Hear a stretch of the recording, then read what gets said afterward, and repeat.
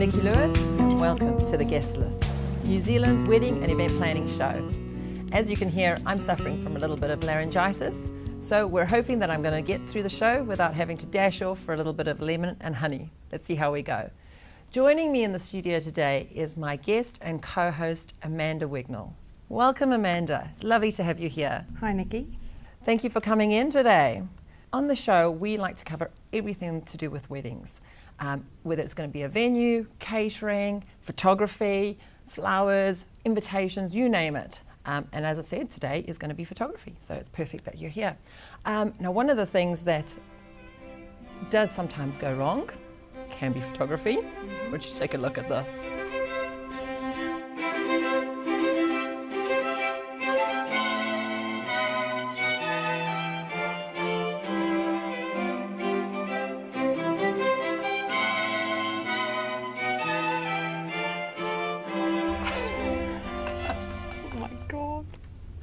Can you believe it? What was he thinking? I don't think he was. No, I'd have been, worst nightmare. All my camera gear, all the photos you'd taken before, and the couple just carrying on walking. I can't believe it. Absolutely priceless. What would he have done the rest of the day? I'm not sure. I don't know where you go to from there. I know. Has anything like that remotely happened to you? No, never. I know, and similar to me. I don't think anybody that I've worked with has had a catastrophe like that. Thank goodness. Shocking. Oh, my goodness. Now, after the break, we are going to speak to real-life couple, Selena and Blair. They had a very different wedding. They got married at the Floating Pavilion in the Viaduct, and their wedding was different because they had a cocktail-style wedding. So we're going to hear all about their wedding, and we're going to take all their little tricks and hints and tips and everything that they did, and hopefully you're going to steal some ideas from them. So we'll see you after the break.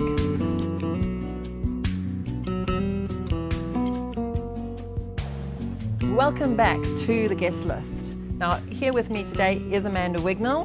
Amanda, you are a professional wedding photographer. Now, you don't just take wedding photos, you do all sorts of photographies, that's correct, isn't it? Yeah, no, that's right. I do weddings and portraits and some commercial stuff, all sorts of things from flooring catalogues to door handles, jewellery, flowers, cakes, to do with the wedding industry, but also other things as well.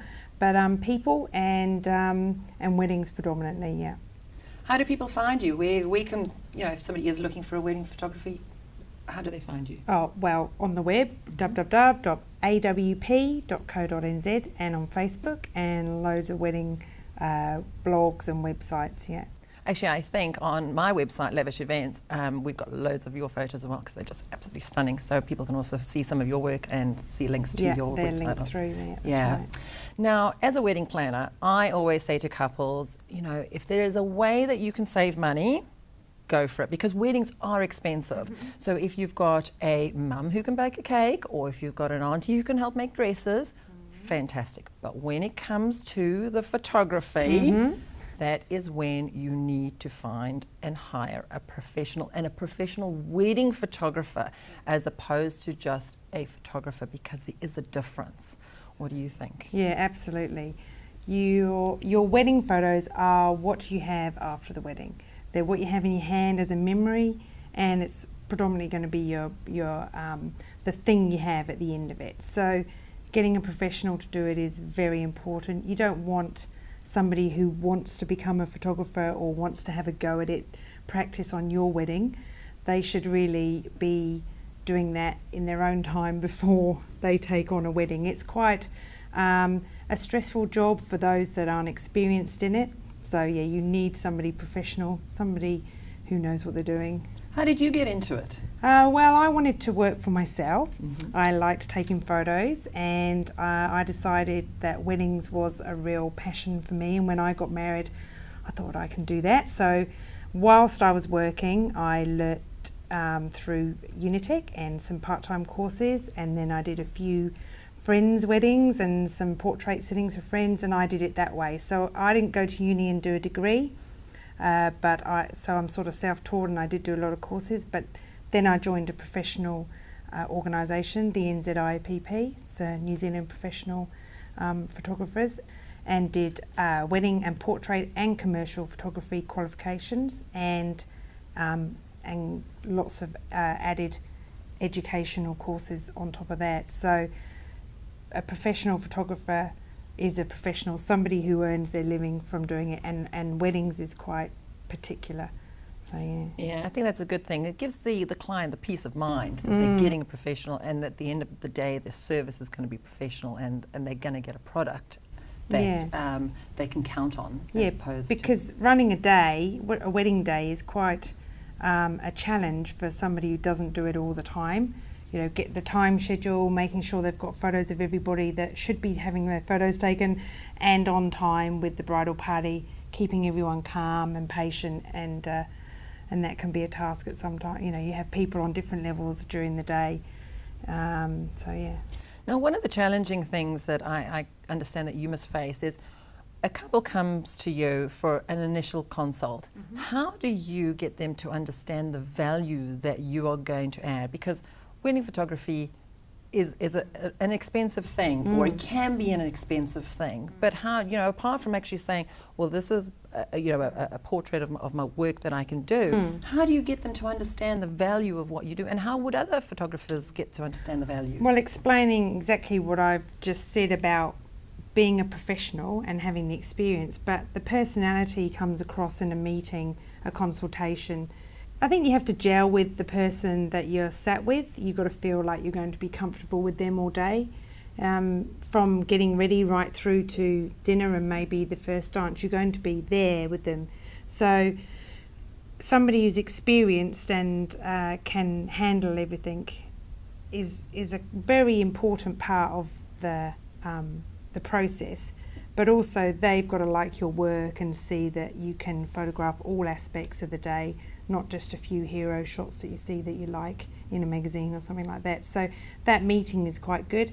And sometimes I book clients I don't even meet. They may Skype, or they've just seen my website, or, you know, and other photographers will have that too. Now, being a wedding photographer, there's a huge sense of responsibility, because you do have a big job to do. And if you don't get it right, that's it. Yeah. So big shoulders. Yeah. So you have to reassure your client when you're having a consultation with them that you can handle the job. And if you're seeing a photographer that you're not sure whether they can do that, then you really shouldn't be booking them. You've got to be everything to everybody on the day. You can't reshoot it. You can't go back and do it all again. So you really do need to make sure you're booking someone professional and that you have full confidence in that they know what they're doing. Yeah. One of my questions was going to be, what should a potential client be going to a photographer and asking them in their initial consult? What are the kinds of things that they should be saying? Like, hey, I'm looking for a photographer, but what are the questions that they should be asking of you or another photographer? Yeah, in some of the magazines, the wedding magazines, there are checklists. Some of them are quite long and, you know, quite lengthy in the discussion, but really and truly I think you need to be finding out where your photographer's background lies, in how long they've been a photographer, where they trained, whether they have backup gear, whether they work alone or have an assistant. It's not always necessary, but sometimes it's necessary. And also what backup they have for themselves, because everyone gets sick. And if the photographer is really sick, you know, I'd have to be really sick not to be able to do a wedding. They need a backup. So I have a backup plan roughly in place. It can't always be the same person, but roughly I have a few people that I can talk to do it, but it would be a very last minute thing if something really went wrong. So, you know, that needs to be in place, those sort of questions. Now tell me, from your perspective as a photographer, what inspires you? Big question. I know, it's a very hard one. But I mean, you've shot so many, again, talking weddings, you've shot so many weddings. Yeah. When you open up a magazine, or if you're online, when you see an you go, oh my gosh, that is... I think pure beauty and pure classic glamour overrides everything. When you look at wedding photos, or you look at photos of couples, or anything to do with love, the classical photo that is timeless, it really comes through, that more than any trend or fad or colour treatment, At the end of the day, it's chemistry between the couple or the person and the lens, really. If you look at the photo and you feel something, then that's good. If I look at the back of my camera and I've shot something and I feel it, and I just go, yes, that's the one. And I can get quite excited on a shoot. I go, yes, that's it, keep going, Oh, fantastic. Yeah, that's good. Yeah. That's beautiful. So I think classic beauty and love and glamour come through over and over. So when you look at a photo and you see something and you think that is beautiful, that is love, then that's what inspires me. If you look at a photo on the back of your camera and you think, yep, that's telling me something, that's perfect, and I think, yes, that's great. And sometimes I say to my couple, that's perfect, that's awesome, keep going, don't do anything different. That's really what I like. So when I open a magazine and I see something and I see it's beautiful and classic and glamorous and telling a love story or something funny, but it's classically clever, I think, yeah, that's me, rather than a fad or a trend necessary that may come or go. Because I have noticed that there are a lot of styles at the moment, and it's very photoshopped, it's very artistic, which I quite like, but I can see that in 20 years' time that could be quite dated. So I totally get what you're saying. It'd probably be good to have quite a mixture. Yeah, I do a mixture. I do a few art pieces or samples of what images can look like. But throughout the wedding can be 4, 6, 7, 800 photos depending on how long the day is. Some are 1,000 if we're doing big Indian wedding or a big Chinese ceremony or something like that. But you do some in black and white and some classically half sepia and stuff, but anything over the top of that artwork wise, you would just do a few. Fantastic. Now, question, let's talk about having photos taken prior to the ceremony. Now, we're talking about the photos of the couple or the couple with their bridal party. Traditionally, it used to be the bride and the groom would not see each other prior to the ceremony, so it would always be ceremony, then the photos, and then the reception, which meant that there was a big gap between the ceremony and the reception, and often then the guests would be then standing around for quite some time. But there's been a big move of late, which I am personally in favour of having photos taken prior to ceremony and then moving from ceremony almost directly into reception. What are your thoughts on that? I totally agree. When I first started doing a few weddings with the photographs before the ceremony, the bridal party photographs before the ceremony, I wasn't all that keen because it put my shoot out of order. Right. I think that was when I was still shooting on film, so it was a little bit more tricky to just move images around on the computer like you can now and renumber. But I'm a big fan of it now. There are a few reasons why I'm a big fan of it, and there's, the list goes on, more than against, really.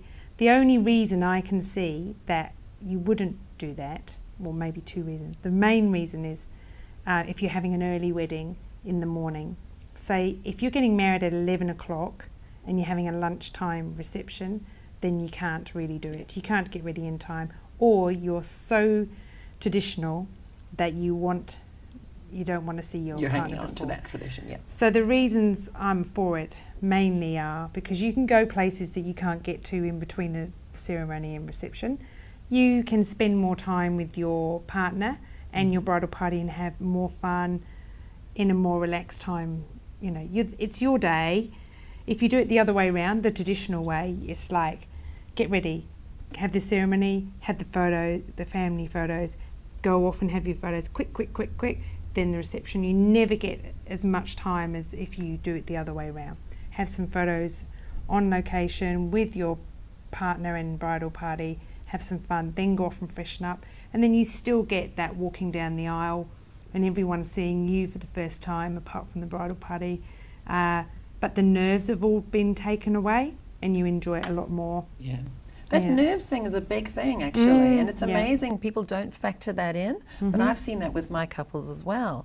And they arrive at the ceremony having spent a few hours together and having a good old laugh and a chat and having that fun time together. And the nerves are just gone. Yeah, So it and makes they a enjoy it huge more. difference. So they're far more engaged in their ceremony, which is fantastic. So I'm with you, totally all for it. All right, just before we wrap up, a couple of tips for how a couple can relax in front of the camera, because a lot of people, they are quite phobic in front of a camera, and they're just, oh, you know, I'm not good, I don't want to take the photo, all those sorts of things. But obviously, that's why you are there. Yeah. They are there to have their photo taken. Yeah. What would you recommend? Yeah. Well, first of all, when people say that, I do try and reassure them that on their wedding day, they will feel a little bit differently about having their photo taken. And I do believe that there isn't really such a thing as not photogenic. Some people might beg to differ, but I think if you are in your element on your wedding day, then things will be slightly different. You're dressed up and, you know. But engagement shoot before the wedding can help relax a couple if they're really concerned about having their photos done. And also, people can be quite concerned about blinking in photos. So I think they need to realise that a professional photographer's camera gear is a lot quicker than most people's point and shoot or iPhones that they're using or things like that have got that delayed reaction where they smile and then they go blink and and they get their eyes shut in their photos, you know. Our cameras are a lot quicker than that and can multi-shoot a lot quicker. So, and on the day, if a couple is a little bit worried, then humour is always the best way, I think, to diffuse nerves. If a couple's a little bit stiff, then I just make them go for a little walk and make them have a little chat and maybe laugh. Or, you know, if they're not smiling in a relaxed way, I'll say, can you laugh at her, look at each other, laugh, and on the outside, not just on the inside, and that normally makes them laugh. And, you know, or there's always a handy groomsman or bridesmaid to help them laugh, but definitely laughter, humour is a good tool for that. Yeah, I think most people are more relaxed on their wedding day than they think they're going to be with the camera. That's very true. Yeah. That's very true. Amanda, thank you so much for joining me here in the studio. It's been great talking to you. I think our viewers have picked up loads and loads of tips, so when they come to talk to, if not you, then certainly other photographers, they're going to be armed with all sorts of information that they can now make much more informed decisions, which is brilliant. So thank you. Pleasure. Right, so we've been chatting to Amanda Wignall. If you'd like to get in touch with Amanda, you can find her at www.awp.co.nz. When we come back from the break, we're going to be talking to Selena and Blair about their wedding. I am going to head off into the kitchen for a moment and go grab some honey and lemon for my sore throat, but I'll be back in a minute. See you now.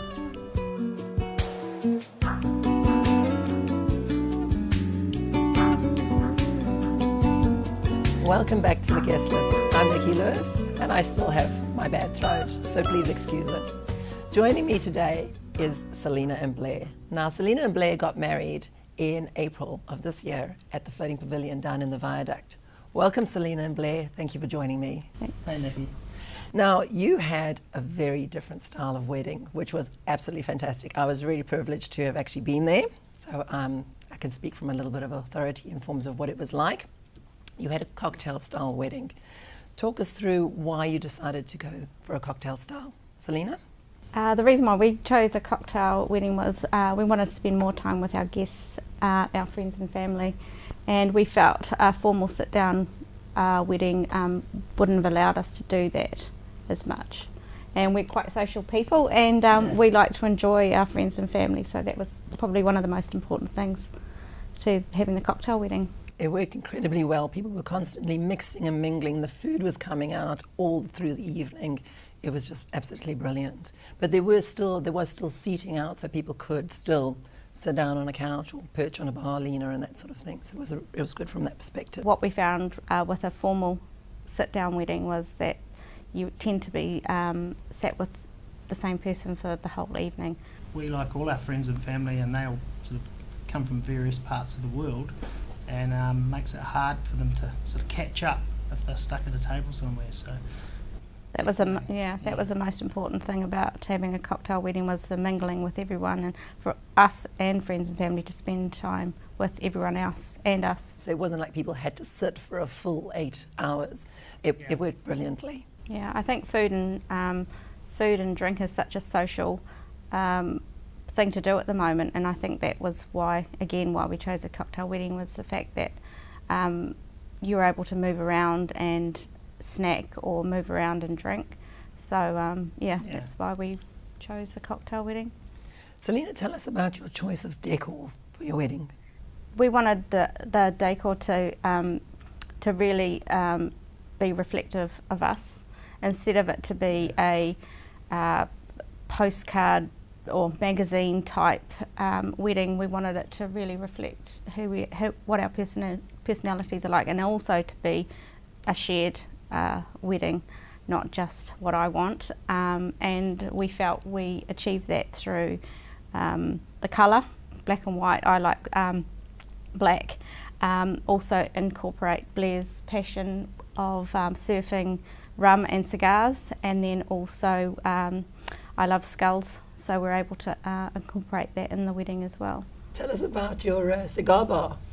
We had a little bit of a storyboard about the cigars, but I've spent time in Central America, which is renowned for good cigars and good rum, and everyone who knows me, my mates, know that I enjoy a good cigar and some good rum, and so it had to be part of our wedding, basically, as far as reflecting me and my character, along with the surfboard guest book. Surfboard guest book is priceless. It's the first time I've seen it done.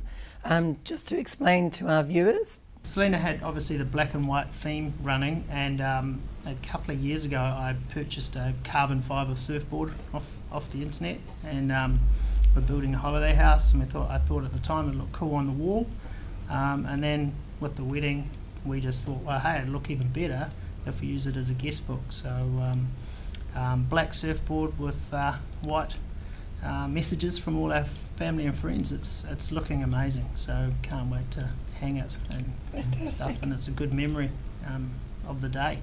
You also had a cocktail station. You had his and her cocktails.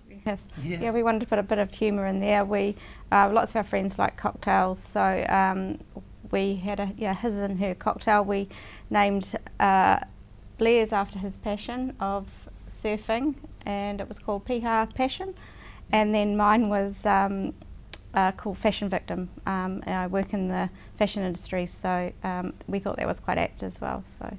Now, a little bit early in the show, we were talking to Amanda Wignall, and she and I had a discussion about having your photos taken before your ceremony, and you guys did just that. How did that work for you? Are you pleased that you did that? Absolutely. Yeah. I think when we went to the photographer, I thought before we went and saw the photographer that it would be a no-go. It was I was more traditional, but when we went through the logistics of it, it just sounded the right thing to do. Yeah, made sense. So so we did, and I think it was the best thing we could have done. I got to spend more time with Blair, so we met about midday, and we spent all day together.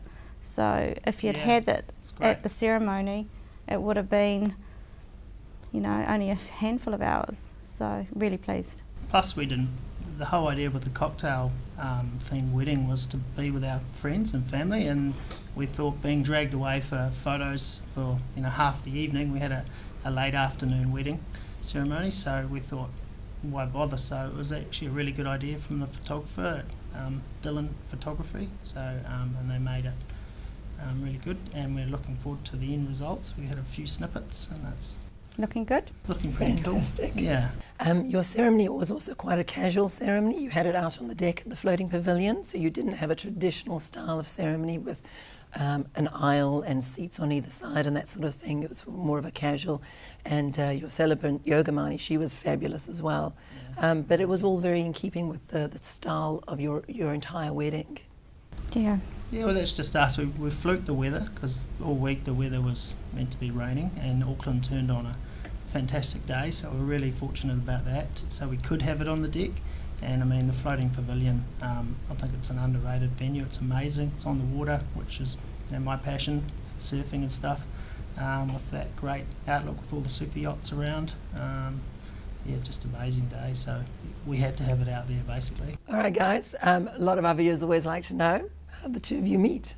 Just the usual sort of fleeting glances at a bar, basically, in Ponsonby. So you know, I was out with friends. Selena was out with friends. Had a bit of a chit chat. And then I had to nip off, so it was a sort of a short visit, but we exchanged numbers, and then he stood me up on the second first official date for surf. I lived in Piha and the waves were pumping, and so, you know, wasn't anything serious at the time, so I thought, oh, well, she can wait.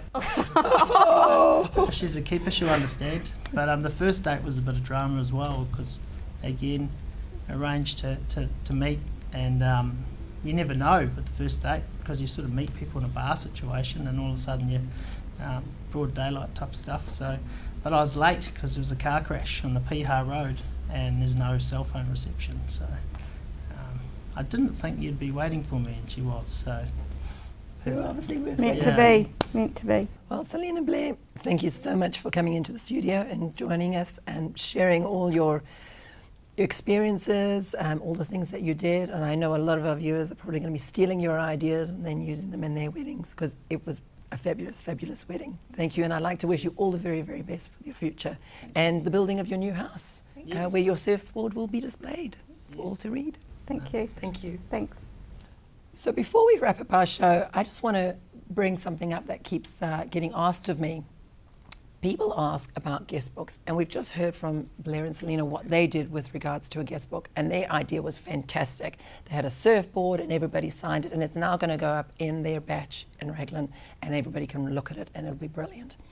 Now, a lot of people get a book and everybody signs in it, and then what happens is the book goes into a cupboard and nobody ever looks at it again. So here are a couple of ideas that I've seen from clients gone before that I think are really clever and that people will actually use. One of my clients, they had Christmas tree decorations. So each guest signed the Christmas tree decoration with a message. So each year those decorations would then go onto the Christmas tree. So at least once a year they would get to see those lovely messages, which I thought was pretty cool. Another client, they had a whole lot of pebbles, and again, guests signed the pebbles, and then they had a very, very tall vase, and that tall vase now is filled with those pebbles in their lounge, and every couple of weeks they change the order of the pebbles and they can see different messages. So again, they actually get to see the messages that those guests left them, as opposed to all the guests' messages being in a book that nobody ever looks at. So hopefully that's given you a few ideas of what you can do for your guest book. I'd like to thank you for joining me here on The Guest List. I'm Nikki Lewis. If you'd like to find us, we're at www.theguestlist.co.nz, and I'll see you next week.